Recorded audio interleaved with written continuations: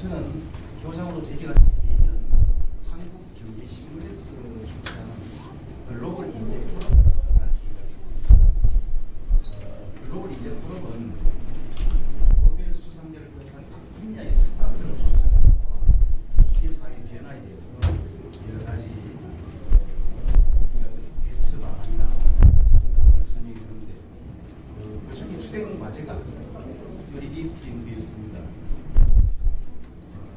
그래서 많은 스타들이 앞으로 미래 사회를 3D 프린트가 획기적으로 변화하는 그런 시대가 올 것이다라고 얘기를 했습니다. 쉬운 예로 앞으로 우리 주위에 있는 그런 조그마한 소품들뿐만 아니고 자동차와 같은 것들도 현대자동차 이런 메이저 자동차 회사도 앞으로는 없어지고 전기공장 수준의 조그마한 자동차 회사들이 다품적으로 소량 체제를 구축해서 우리 사회를 든든하게 하는 그런 시대가 될 것이다. 그리고 집도 3D 프린터로 개성에 맞게 얼마든지 만드는 그런 시대가 올 것이다. 이런 것을 말했습니다. 그래서 여러분들이 여기에 대한 관심을 가지고 이렇게 참여해 준 것은 아주 시대를 앞서는 그런 선택이라고 할 수 있습니다.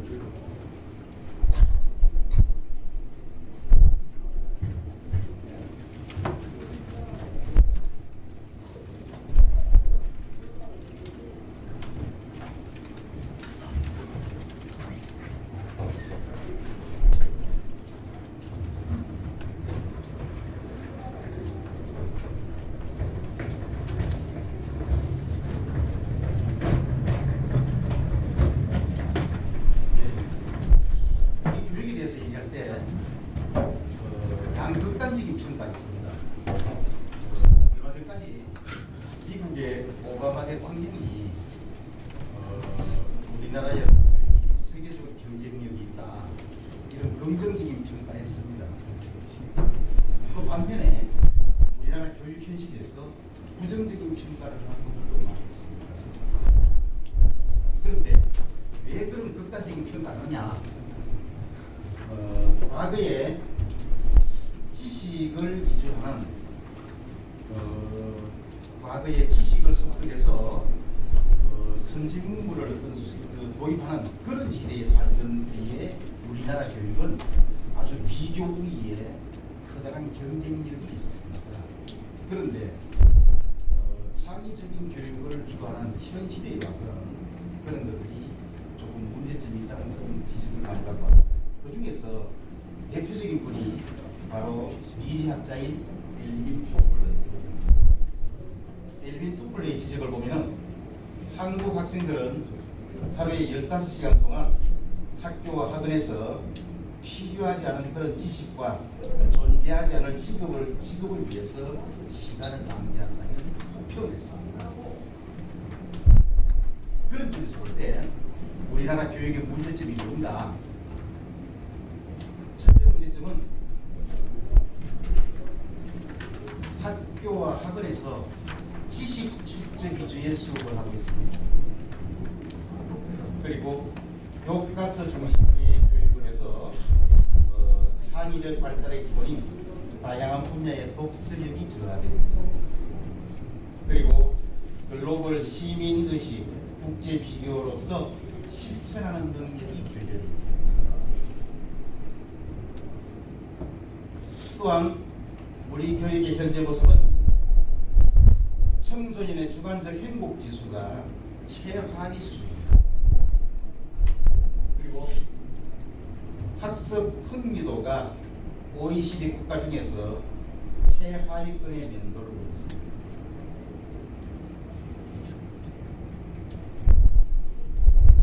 또한 사회 변화와 한국 교육의 과제로 볼 때 OECD와 피사의 평가가 엄청나게 커다란 변화가 있습니다. 피사는 밑에 보시면 알겠지만 국제 학업 성취도 평가입니다. 피사 평가 항목에 있어서 2009년에는 수학 전문에, 과학 전문에 문제 해결 영역이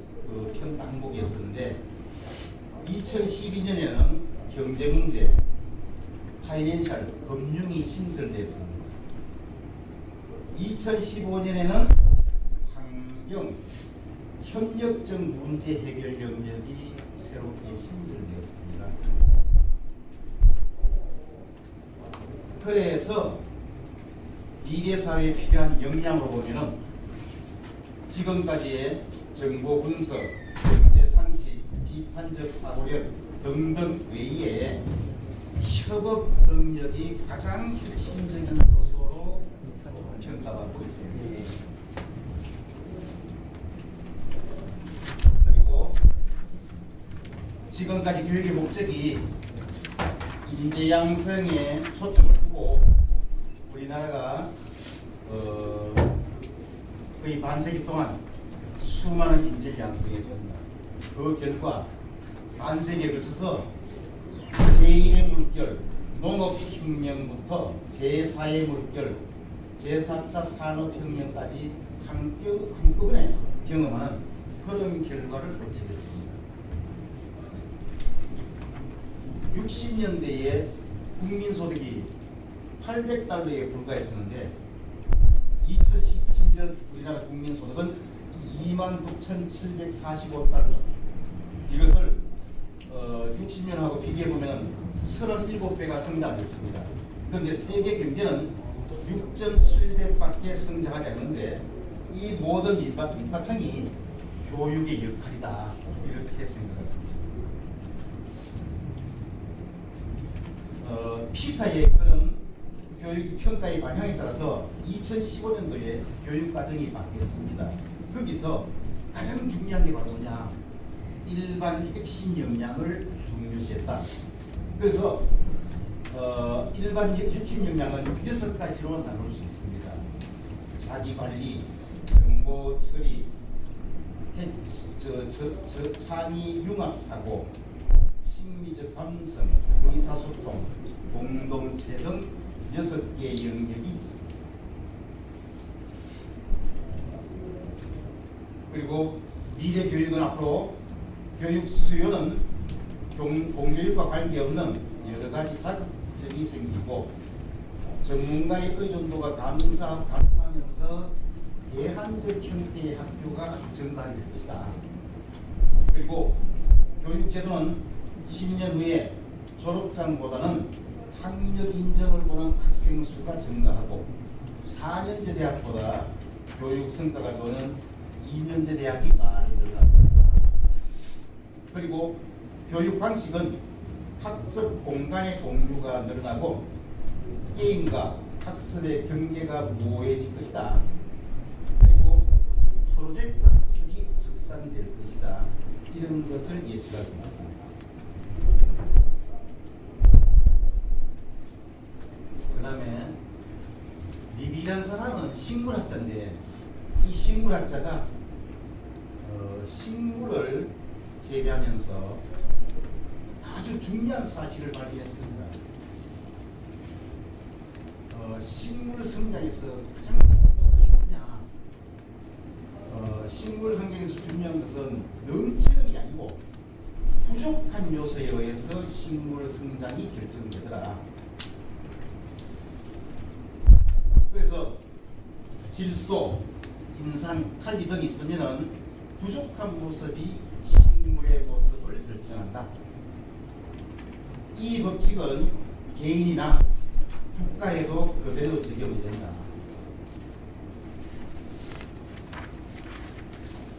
그래서 개인을 살펴보면은 인품이나 성격이나 학력형 등 여러 가지 구성 요소 중에서 최하위가 한 개인의 경쟁력을 결정합니다. 서울대에 초중고 과정을 거치면서 공부의 전설로서 서울대에 다닌 학생이 로스쿨에 진학했습니다. 그런데 로스쿨에 가서 학점을 잘 취득하기 위해서 컴퓨터 스키킹을 했습니다. 결국은 스펙이나 경력을 취하기 위해서 부정한 방법을 했죠. 그런 부정한 방법 때문에 그 학생은 이 사회에서 인정받을 수 없는 그런 존재가 되어버렸습니다. 국가의 경쟁력도 마찬가지입니다. 정치, 사회, 문화 중에서 최하위가 전체 수준을 결정합니다. 우리나라는 교육이나 경제는 최상이지만 국회 주순아이들 청년도 많습니다. 그리고 세월호, 대한항공 사태 등 국민 안전과 행복을 위협하는 것이 많이 있습니다. 그러므로 해서 우리나라가 선진국 문턱에서 아주 수년 동안 주춤거리고 있는 상황입니다. 결국 이기의 법칙은 자연과 인간을 모두 관통하는 그러한 것인 걸 알 수 있습니다. 결국 부족한 부분이 넘치는 부분을 갉아먹는다.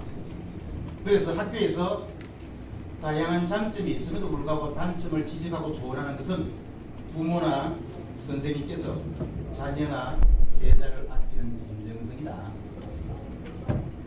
그 다음에 창의력 못지않게 인성도 중요한 가치입니다. 그래서 대학 입시나 입사 시험에서 면접 시험도 강조하고 있습니다.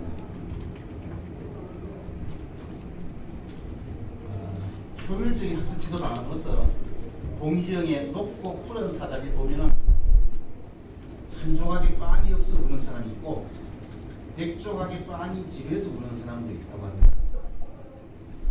이걸 보면은 결핍이 인간을 성장하게 만든다고 볼 수 있습니다.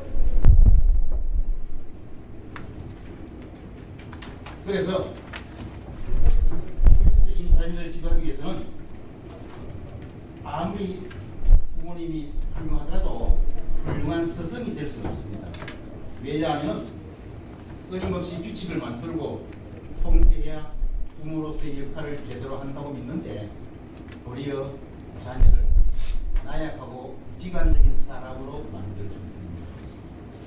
그래서 좋은 부모가 되기 위해서는 통제하는 대신에 따라오게 하는 것이 중요하다.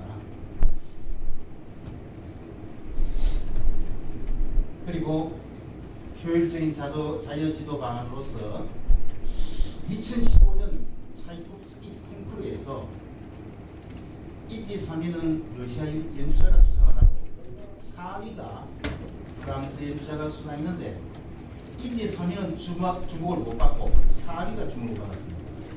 왜 그런가 하면 집에 피아노가 없습니다. 11살 때 친구가 피아노 치는 것을 독학으로 듣고 17살 때부터 3년간 슈퍼마켓에서 일해서 결국은 콩쿠르 참가비를 마련하고 세계 클래식 음악계에 힘을 일으켰습니다. 그리고 쇼팽 콩쿠르에서 입상한 조승진도 심사위원에게 심사위원 한 사람에게는 1등을 받고 우승을 했습니다. 이 사람은 유학을 한 대신에 고등학교 2학년 때까지 우리나라에서 연주한 국내파 연주자입니다. 그래서 자녀를 효율적으로 기도하기 위해서는 나이에 맞는 독립성을 키워야 한다. 그리고 말과 행동에 일관성이 있어야 된다. 그리고 자녀에게 줄 수 있는 부모님의 가장 큰 선물은 아버지 어머니의 행복한 모습이다.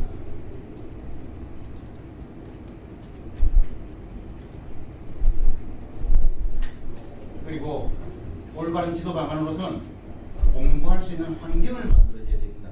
여기 부모님도 참여하셨는데 자녀들이 공부할 때 부모님께서 공부하시면 가장 좋은 환경입니다.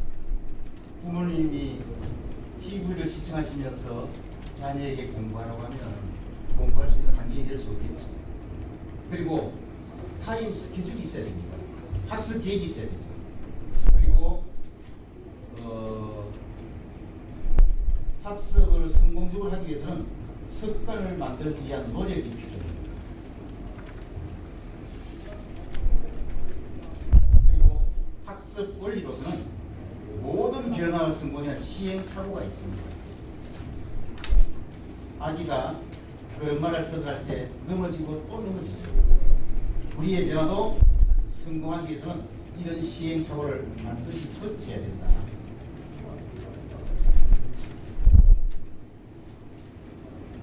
또 다른 학습을 이뤄서 일본의 대기업 창업자인 미츠시다는 초등학교 4학년을 준비했습니다. 그리고 점원으로서 생계를 꾸렸지만 13만 명을 대표하는 대기업 대표이사로 성공을 했습니다. 비결은 가난 속에서 태어났기 때문에 부지런히 일하지 않고는 살 수가 없다는 진리를 알았고, 건강이 약하기 때문에 건강의 소중함을 깨달아서 몸을 아껴서 90살이 넘도록 일했다. 그리고 초등학교를 준비했기 때문에 모든 사람을 스승으로 만들어서 지식을 얻었다. 이것이 성공의 요건이라고 했습니다. 그리고 학습의 원리로서 피그말리온 효과가 있습니다. 로젠틀 학자가 학생들 대상으로 실험을 했어요. 실험을 했는데 학생들을 지능을 향상할 수 있는 테스트라고 거짓 설명하고 검사하면서 20% 학생을 마음대로 선발해서 학생들을 지도했습니다. 그 결과 학생들의 학업이 향상될 수 있다는 기대감을 가지고 돌본 결과 크게 향상됐습니다. 이것은 진지한 관심과 사랑, 그리고 인간적인 존중감이 담겨있는 칭찬과 믿음이 이러한 상승 효과를 가져왔습니다. 그래서 흔히 올해도 칭찬하면 춤춘다고 하죠. 그리고 학습에 있어서 가장 높은 건 수업 듣기는 효율이 5%밖에 되지 않습니다. 그 다음에 현장 견학 같은 경우는 30%, 직접 해보는 것은 75%, 남을 가르쳐보는 것은 학습 효율이 90%에 이릅니다. 그래서 남을 가르치는 효과가 또래를 가르치기 전에 수학 성적이 50점 미만인 학생이 친구 3명을 가르치니까 75점으로 성적이 상승했습니다. 친구 2명을 가르칠 때는 66.8로 상승했습니다. 이것이 결국은 학습의 비법 중에 하나다.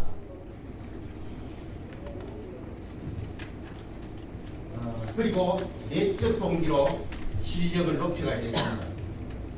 윤리 성적이 높지만은 교통 질서를 지키는가, 거짓말을 쉽게 하는가, 국어 성적이 높지만은 글도 못 쓰고 문학 작품도 감상할 수 있는가, 과학 수학 성적이 높지만은 발명을 하거나 수학적 사고를 통해서 삶을 개선하는가, 이런 걸 따져보면은 성적만 중시하고 실력만 기하는 게 우리의 현실입니다. 그래서 사고력을 높이고 공부의 효율을 높여서 내적 동기를 높임으로 해서 결국은 성적이 향상될 수 있습니다.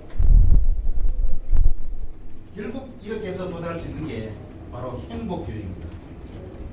행복교육은 교육의 본질이 행복한 삶을 영위할 수 있는 역량을 개발하는 데 있습니다. 흔히 노래를 잘 부르는 사람보다도 잘할 수 있다는 꿈을 가진 사람이 더 아름답다고 합니다. 그리고 지금 공부를 잘하는 사람보다도 공부를 잘할 수 있다는 꿈을 간직하는 사람이 더 아름답다고 합니다. 오늘 여러분들 3D 프린터로 이 시간에 와 계시는데 하여튼 유익하고 의미 있는 시간이 되시길 바라고, 뒤에 두 분 아주 훌륭한 선생님이 계시기 때문에 제가 뒤에 준비한 자료는 개인적인 질문이나 여기 있을 때 어떤 설명을 드리고 여기까지 마치도록 하겠습니다. 감사합니다.